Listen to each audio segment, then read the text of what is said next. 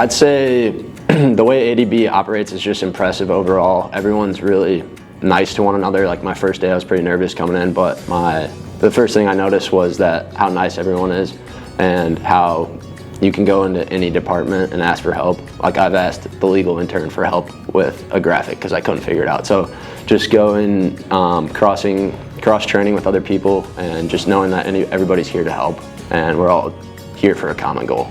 I would definitely recommend somebody to come in for an internship with ADB because you no matter what department, you're gonna have fun, you're gonna learn a ton about that specific department that you're working in, and you're also gonna be able to meet a ton of new people that are there to help you and don't feel like you can't ask questions towards them because they will answer your questions and help you throughout the process.